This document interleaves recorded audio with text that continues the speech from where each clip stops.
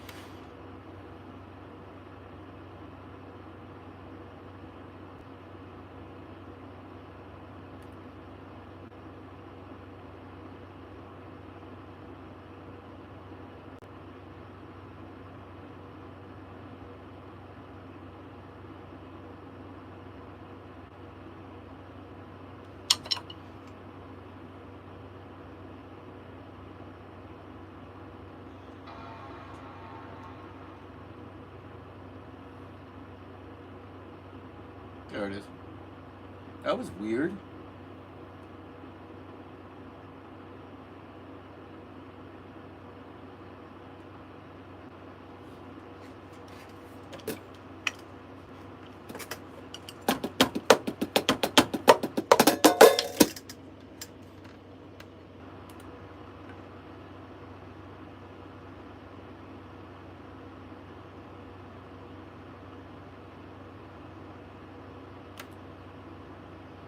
Okay, I gotta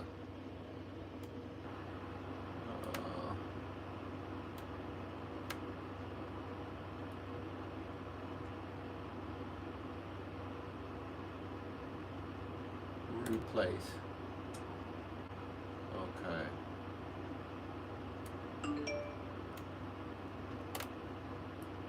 All right, whatever. A new version.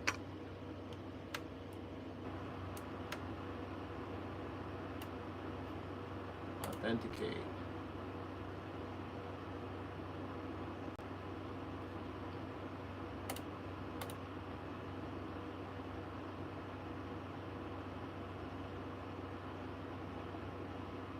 Replace it.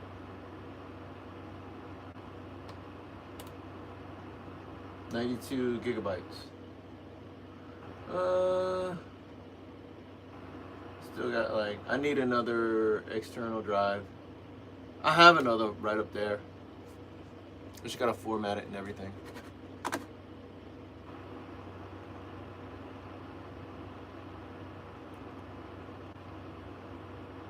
It's gonna take an hour.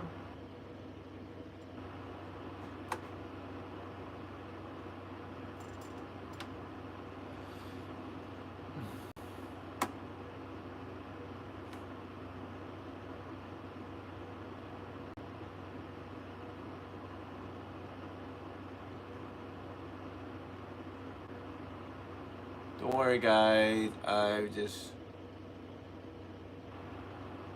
looking for something to watch. Oh no.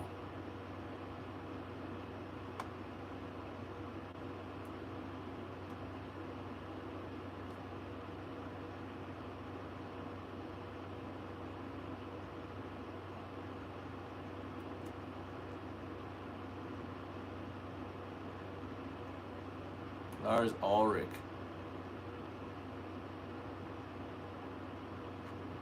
Hey, what happened? No. No.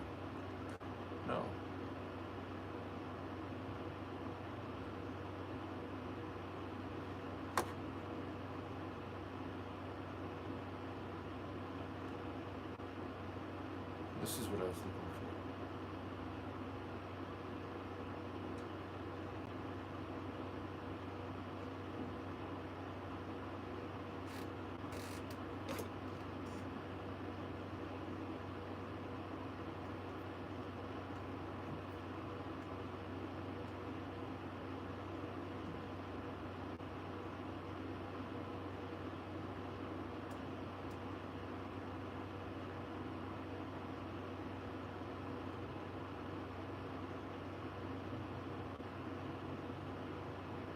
Lars Ulrich, he was never very impressive to me, but now he's like, I mean, I'm not going to say that. He had vicious energy. But now he's just...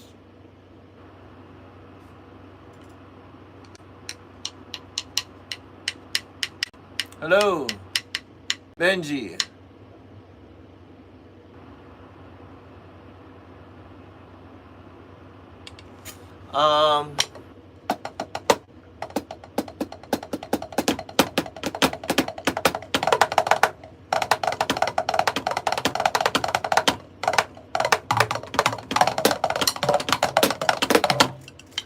I've been playing for about an hour and a half today.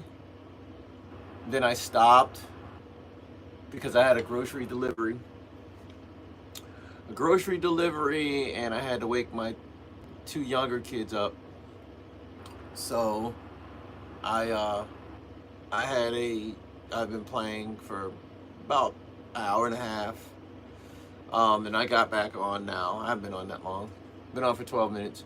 All right, Lars, you sounded like trash. But in life,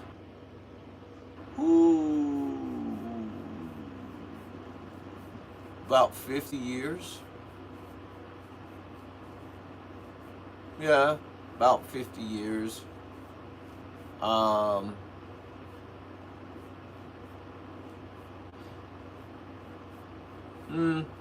Longer than that. About 50, about 55 years. About 55 years.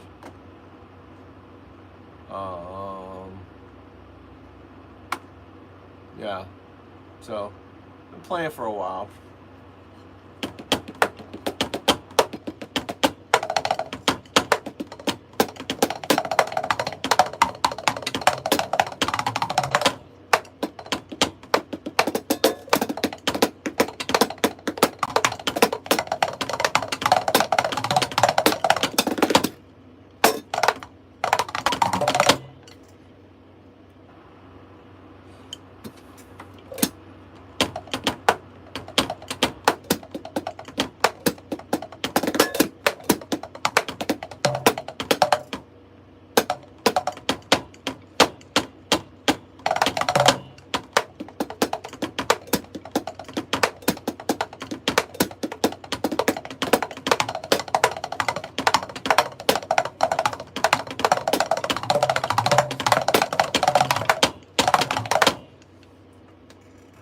Thank you, Lucas.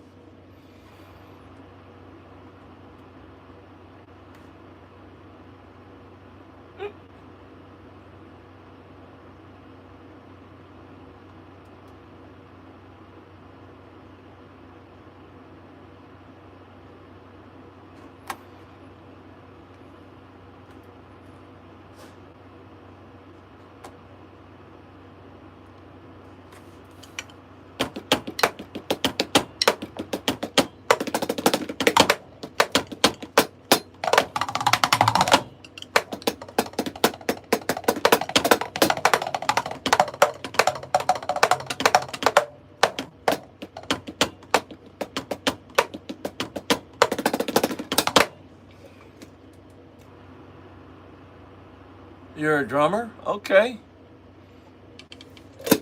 I got some announcements, man. I'm gonna start. I got a Patreon page, and like I do this to kind of show people stuff.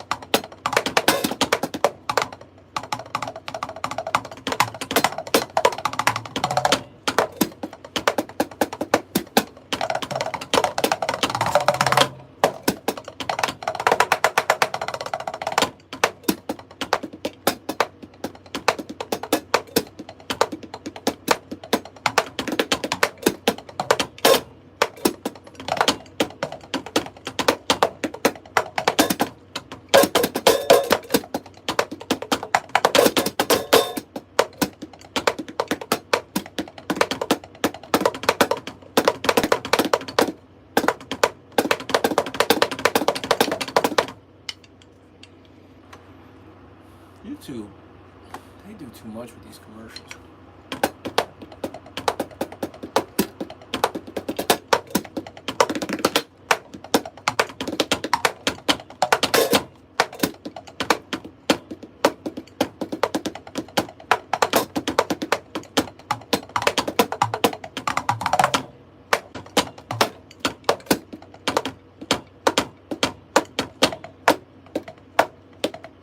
Really? Got a 5 and a 6 piece? Crazy Doa, what up?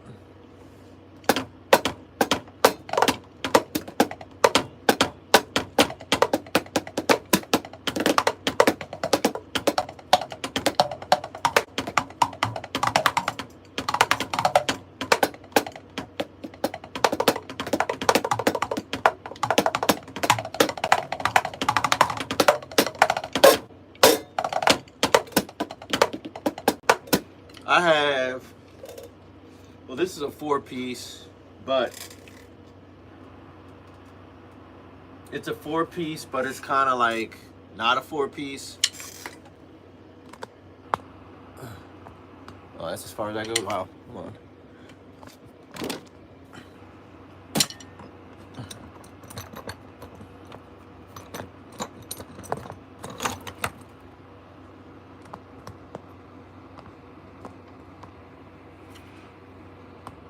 But I got a 5-piece. I got a 4-piece. That's the 4-piece. That's kind of got all the other stuff. I got a 5-piece. It was just 2 racks, 1 floor. Actually, I got a 6-piece right there. I got a 5-piece right there. I got this 4-piece. I got another 5-piece over there. So, but yeah, I used to have a 7-piece set up over there, but I got rid of it.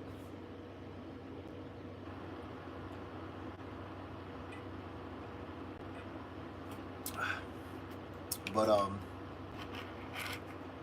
I got rid of the 7-piece. Ended up getting 2 5-pieces.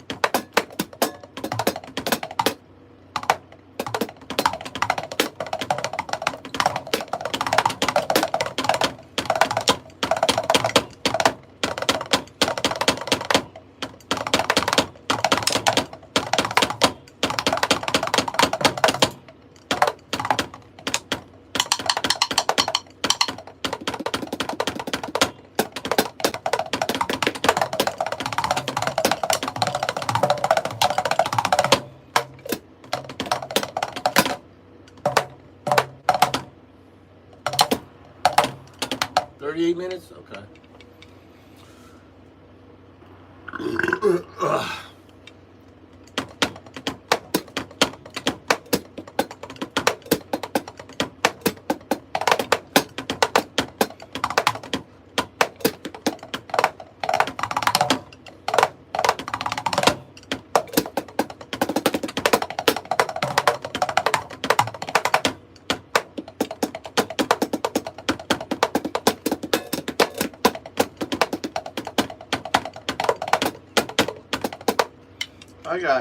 I got tons of cymbals. I actually got 2 sets of cymbals. One for just general playing, and another for rock. But yeah, just I don't know. I got like 1, 2, 3, 4, 5. Yeah, 1, 2, 3. 1, 2, 3, 4, 5. 2 stacks, set of hi-hats. Of course, another set of hi-hats right here. Bunch back there behind the kit. I need to get a different. I need to get a cymbal case that they got the arms that stick out, and I can just put them on there. Cause there's a couple more cymbals I want to get. I think just as a drummer, this is all mic'd up. There's like 14 mics and whatever. I think as a drummer, you should have multiple kits and multiple sets of cymbals. You know, depending on the gig you're on. You know, so You know, like I got all these are Zildjians except for this. I like this Mono Bell because they sound, to me, they sound better than the Zill Bells. I don't like the Zill Bells. I don't even like their name. And I love Zildjian, but I don't like the Zill Bells. But I like the Mono Bells because I like how they sound. I like Mono cymbals, period. You know.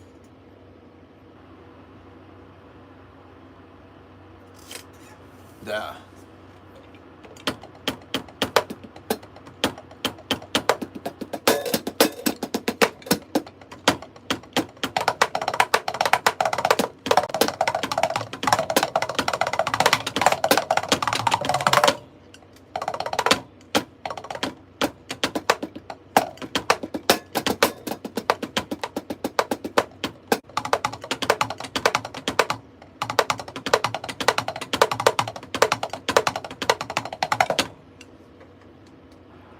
ProMark.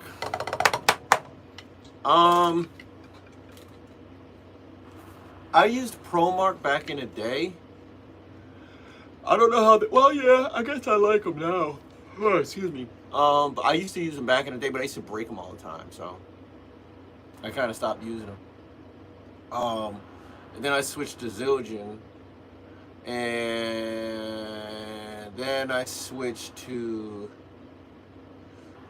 Big Firth, and then I got a deal with Collision drumsticks. I got my own drumsticks, but I switched between. I probably shouldn't say this because I'll be like, what do you mean you switch between Big Firth and our sticks? But I do. I switch between Big Firth and Collisions. So I like Big Firth. I like Big Firths because especially like they have a Peter Erskine signature stick, and I like how they feel. They feel really good. They're not only good for. They have a wide hand, like their handles are like a 2B, but they taper down to real. I'll show you.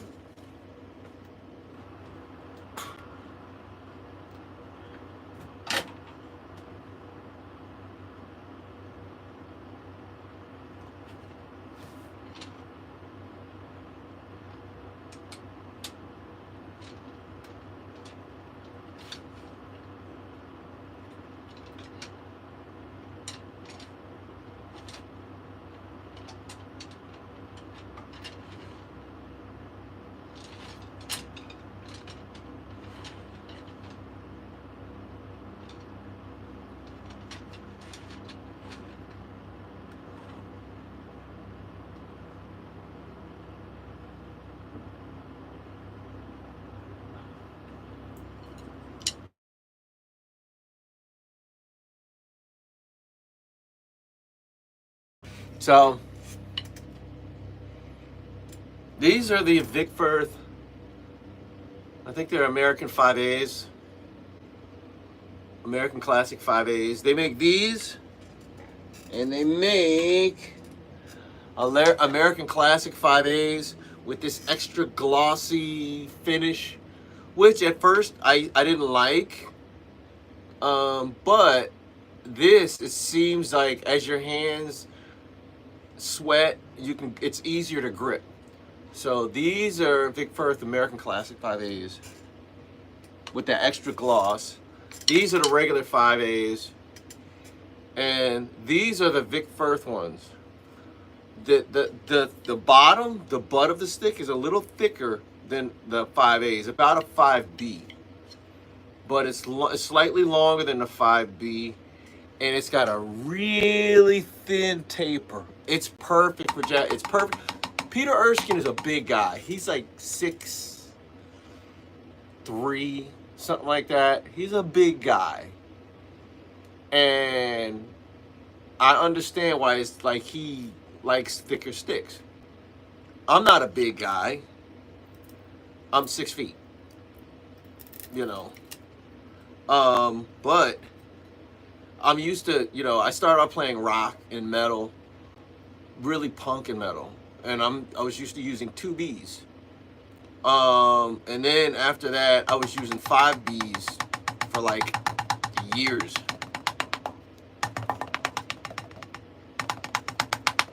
You know, but when I started playing other stuff outside of rock, like outside of punk and metal, like jazz and hip hop, I needed something with a little more articulation, but would allow you to gain some kind of speed. So I just kind of stumbled on these, man, and I love them. I love them.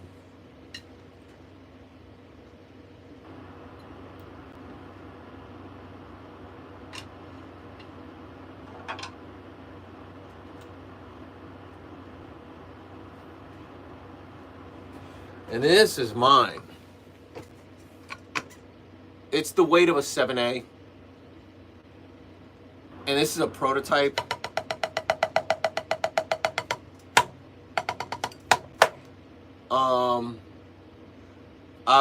I think I'm gonna have them taper this down a little bit. Like, you know, I think I'm gonna have them taper it down. You know, but yeah, these are my sticks. They're about the same length as basically a Bigfoot 5A.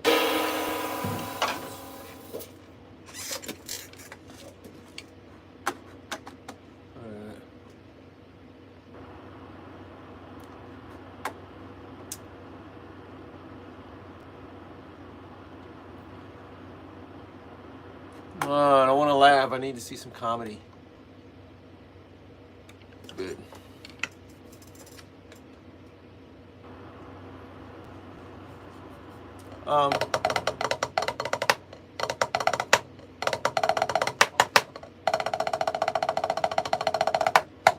Film editing, films, digital photography, digital art. Like I made album covers and stuff like that for other people. A lot of stuff, man. I used to do a lot of stuff. I used to do BMX. I used to have a half pipe in my backyard. I had a half pipe. It was like an 8-foot half pipe, like 8 feet, 16 feet wide, like 24 feet long. It had a deck on it and all that stuff. But I went through that for years. Like I rode for years. I was really good. I did videos and stuff like that. I was really good. I rode dirt. I rode vert. I rode street. But I don't know, man. I've had a lot of passions, man. To be honest, my first love is comedy. You know, I'm like I'm a comedy snob. Like I'm a serious connoisseur of comedy. I love comedy. You know, so that's my first love.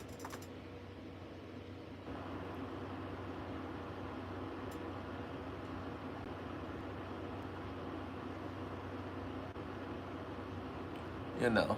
Oh, Wesley. I didn't realize that was you. I'm reading the comments. I'm like, huh?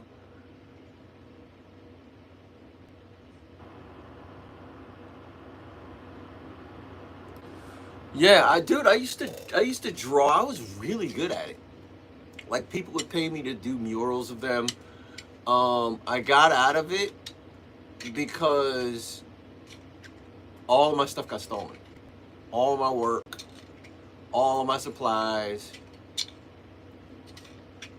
all my stuff got stolen, and it just took the wind out of my sails. Like it just, you know. So my daughter kind of picked it up. Well, she did pick it up. Like all of this stuff on my walls, that's all her work. So she's in school to be a doctor right now. So she just loves art, but she's in school to be a doctor. But yeah, like I just love art, you know. I love anything that deals with expression, you know. But yeah.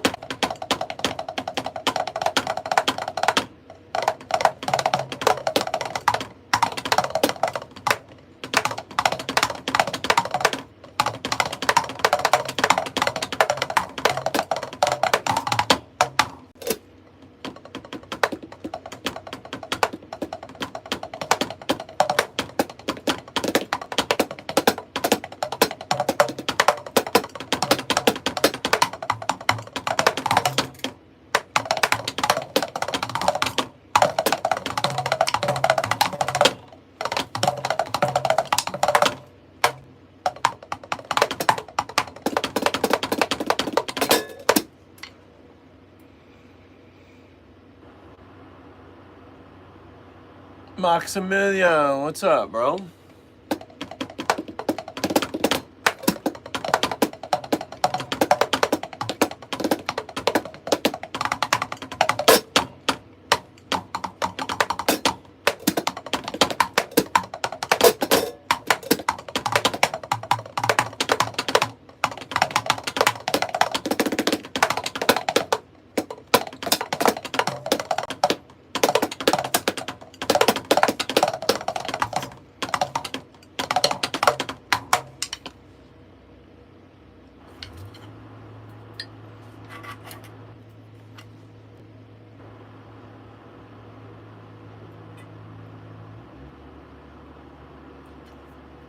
Cold.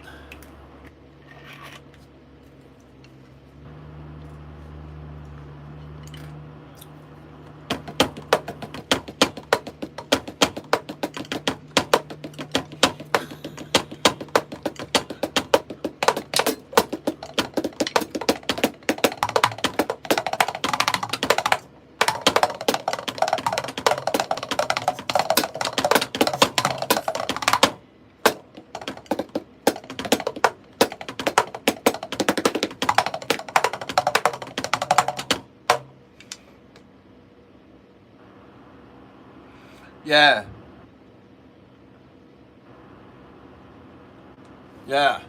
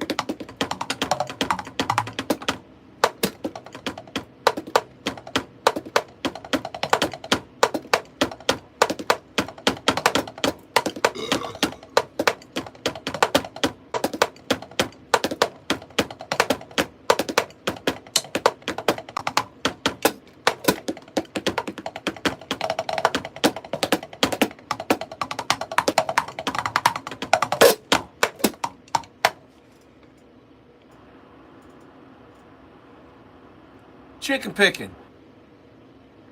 Yeah, chicken picking. Yeah. Dude, I live in the South, man. They got guitars down here. That's, they got some ridiculous guys chicken picking. Yeah, chicken picking. I know what you're talking about.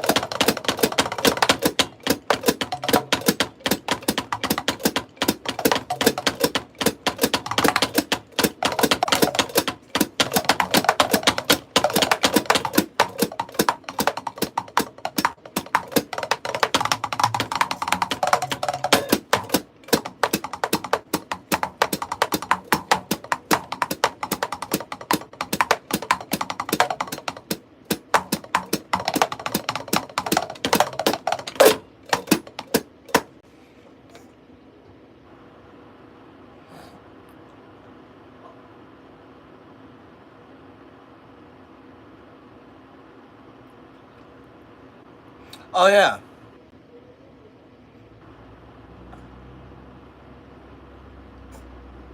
De- Demetrius, what up, man?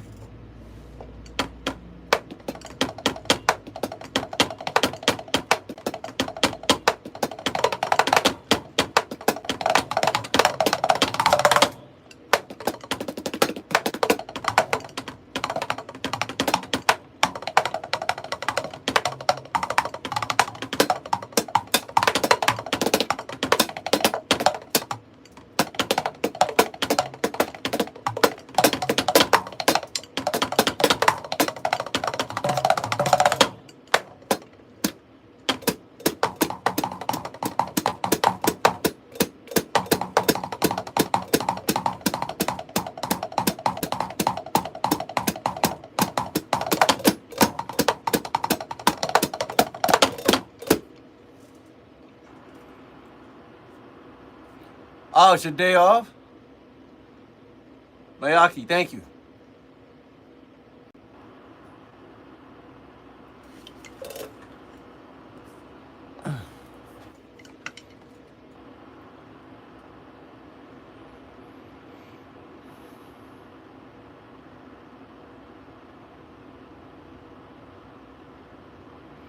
Ah, there's an other app I used to use, bro. I can't remember the name of it. I made some songs. I made some songs on that app and I released them, man. Um, I can't remember. I can't remember. This is what I did. I took that app and I actually, you can get sample packs. You download them on your phone. I downloaded them joints on my phone and put them in a DAW and just kind of flipped them, you know. Or I would just make songs and I would like you could track out like you can export every track that you make and I would just like make a full song. I can't remember the name of the song. Something Pad. I can't remember. I'm not the song, the app. Something Pad. It looks like an NPC like with the pads. It's got like 4 pads. And I can't remember the name of the app, but I mean like dude, Steve Lacy made his whole album on like GarageBand on his phone. You know what I mean? Like he would just like he couldn't afford anything, so he had GarageBand on his phone. He would just make all kinds of songs and stuff like that. So I think nowadays, man, we live in a day and age where, like, on the one hand, creating music is very easy and it's very accessible. On the other hand, you get a lot of garbage. On the one hand, on the one hand, you get a lot of garbage because it's so accessible. On the other hand, you get a lot of people who because the music is so accessible, you got people who think they have like genius musical ideas that now can express them. You know what I mean? Like I'm not one of those people who's gonna be like, man, all this stuff is dumb now. It's stupid. I don't know. Because the last generation was saying out about the music that my generation made. You know what I mean? Like hip hop wasn't even supposed to last this long. And now it's a global, for a while hip hop was the #1 genre. And it still is in a way. But, I mean, because they were saying, oh, hip hop was, kicked off the throne as the #1 genre in the world. It was kicked off the throne by Afrobeat. Afrobeat went this, it went right back down. You know what I mean? So, I think, like, and not just like, well, that's something else, but that's how it was with hip hop. You know what I mean? And that's like you can't hate on the next generation. The next generation are your kids, basically. They're your kids. So I like what's going on musically. Like, a lot of people don't, man. I do, man. I like what's going on musically, man. I like a lot of new stuff. You know, I like new music. You know, even like in terms of jazz, you look at like guys like people like Domi and JD. It's just a girl with a 49. She has one of these, a Key Station 49. And a dude who had a mismatched drum kit with all kinds of towels and stuff taped on it, and they came out with an album that was a masterpiece. Their album, Not Tight. If you never heard of it, get it. Domi and JD. Thundercats on it. Russ Rosewinkle, who's an incredible jazz guitarist, he's on it. Everybody's on it. Snoop Dogg is on it. Busta Rhymes is on it. Everybody's on it. Everybody wanted a piece of them because you probably saw them. They were all over Instagram. They're kind of like Instagram musicians. They were like the first wave of Instagram musicians, but they were just they were on another level. They were completely on another level. So, but yeah, so, yeah, but yeah.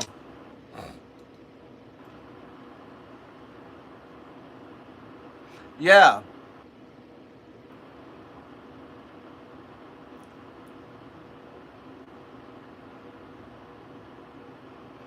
Uh,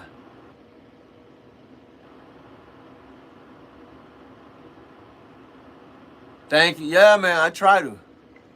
I try to stay on my craft.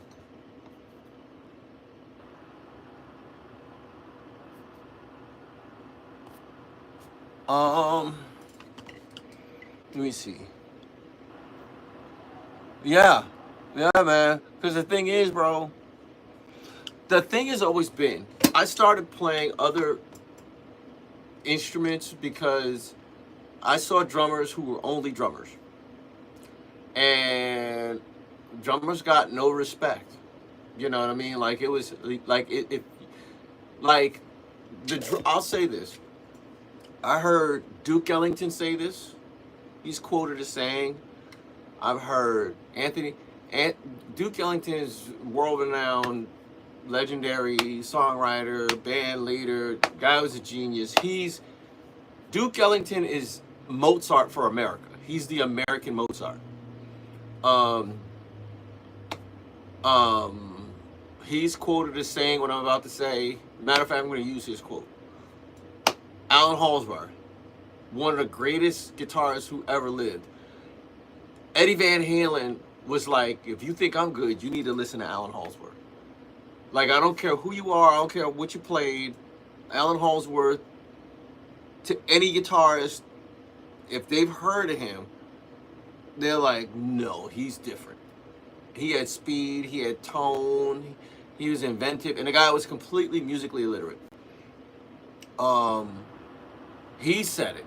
Anthony Jackson, one of the greatest bass players, he's one of the guys who really, he was like one of the first guys, if not the first guys, to play like a 6-string bass, like he was that guy. Even he said it. The most important person in the band is the drummer. And Duke Ellington said, if you want to know how important the drummer is, you can have a crappy band with a good drummer, and people be like, man, they're a good band. Conversely, you can have I don't care how good your band is, if your drummer's trash, people are going to be like, that band is trash. Because they're sitting in the audience listening from the ears of a musical illiterate. They don't understand the nuance of this beat and that beat. They're not being like, you know what, that drummer sucks, but that bass player is really good.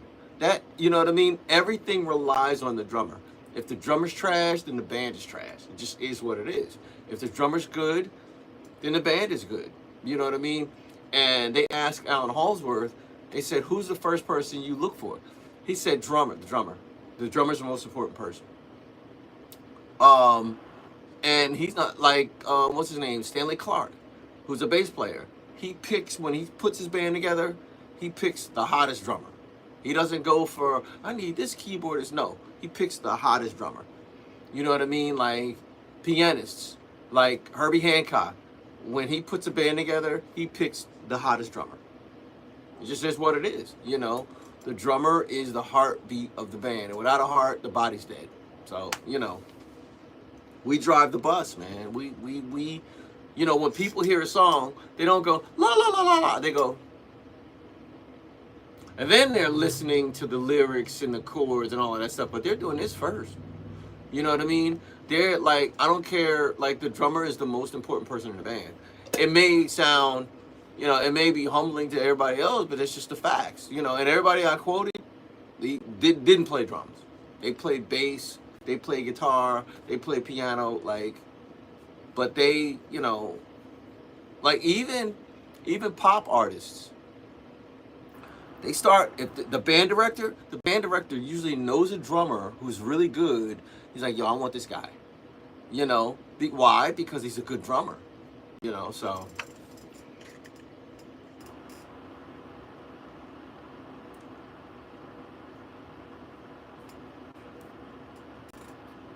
Thank you, man. Thank you. No, man, I because I like new stuff, bro. And I never forget your past, bro.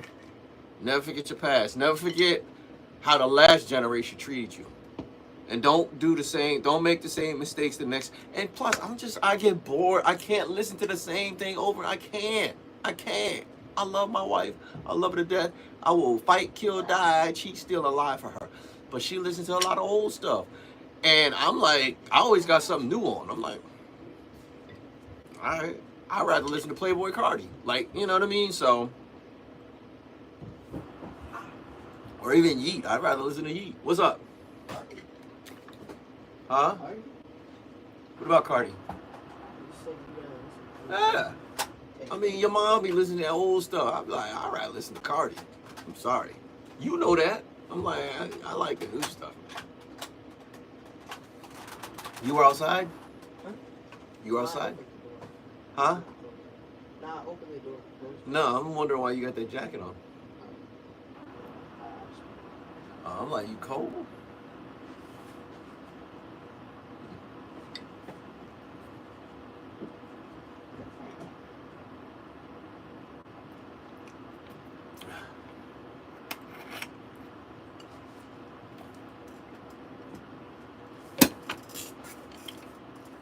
Yeah, man. I like new stuff, bro.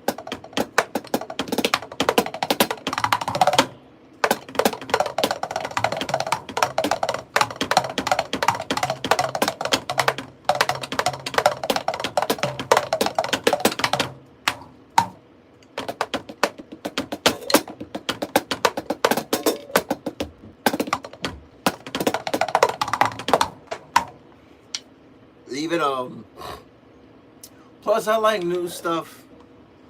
I like new technology. I like new stuff. I like new technology because I'll be honest. I always had ideas of things that I didn't know how to execute it, and there wasn't a product out there to execute it.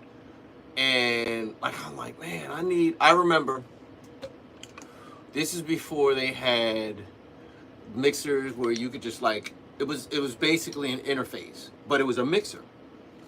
One of the first ones was, I think the very first one was Behringer.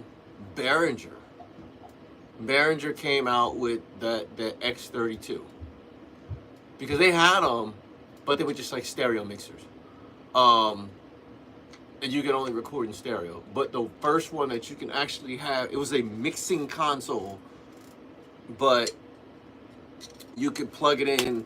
Back then it was FireWire. Now you can plug it in USB.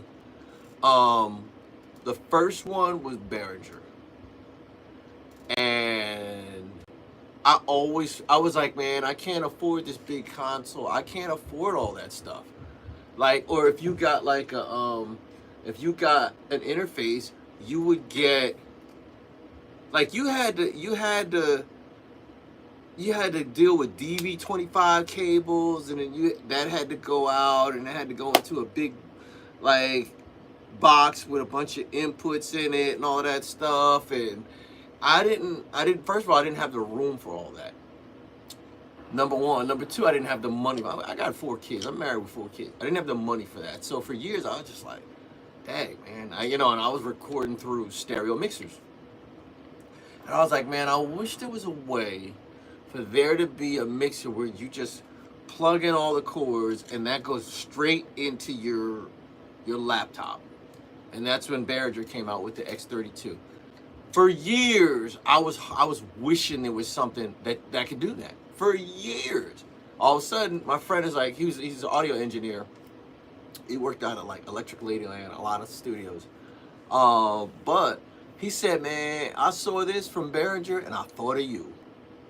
And he showed me the brochure for it. I was like, and I ended up getting one. I ended up getting one of the very, very first ones. It was like a Firewire one, Even now, like I'm kind of like, there's something else. I can't remember what it was, but I was like, man, I wish they had such and such and such and such. I remember thinking, man, I wish there was something you could put on your phone where you could just kind of make beats on your phone. Now they got apps where you can make beats on your phone, like, because also I work from a place of a broke person. When you're broke, you need something convenient. But yeah, man, a lot of times, man, I kind of see, like, if you're broke and you see holes in the game, a company will eventually come forward and be like, look, this is a untapped market, broke musicians or broke whatever, whatever.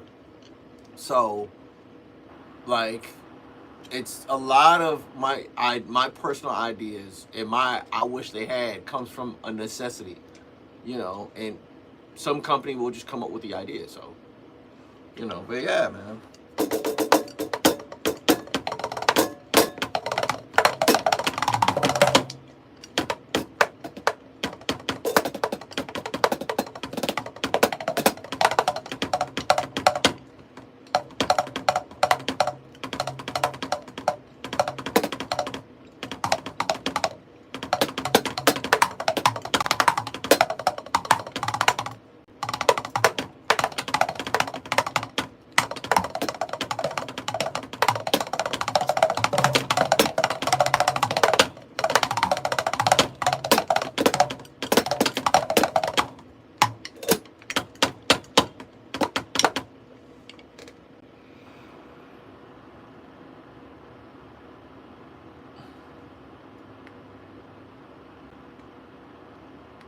Yeah, oh yeah, I do that.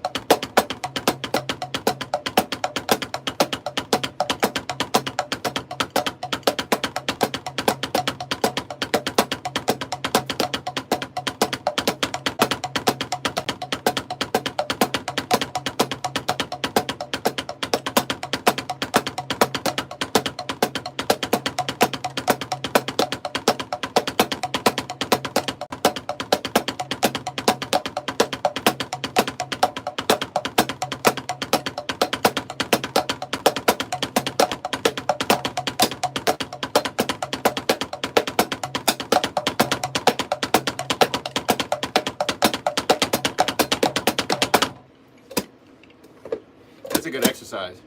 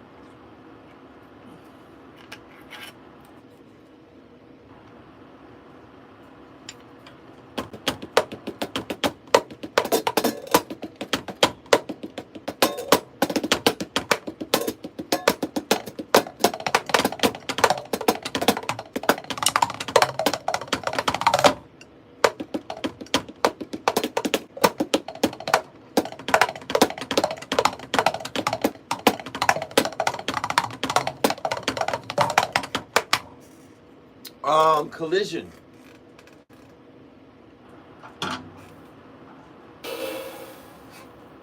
These are the prototypes right now, Collisions. But before that, like I've used Pro MARC and Regal Tip and Zildjian sticks, but now I use Collision. But these are Vic Firth's American 5As, yeah. I think I've used Vic Firth sticks the longest. Excuse me. I've used Vic Firth sticks like forever, for decades.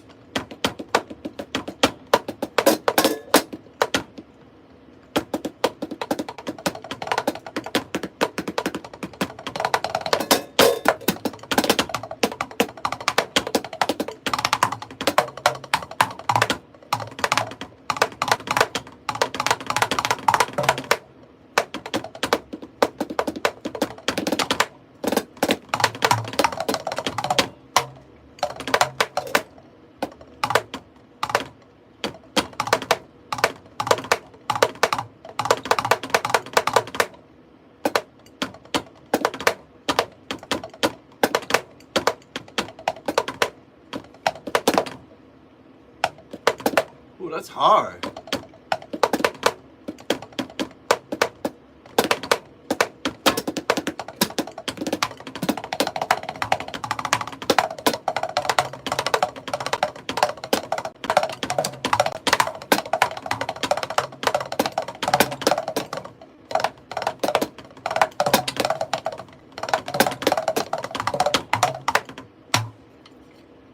All right, I gotta get out of here.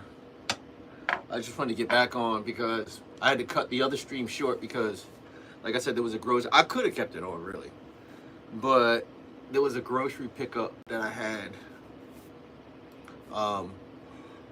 So I had to pick up the groceries and put them up, but now I gotta pee.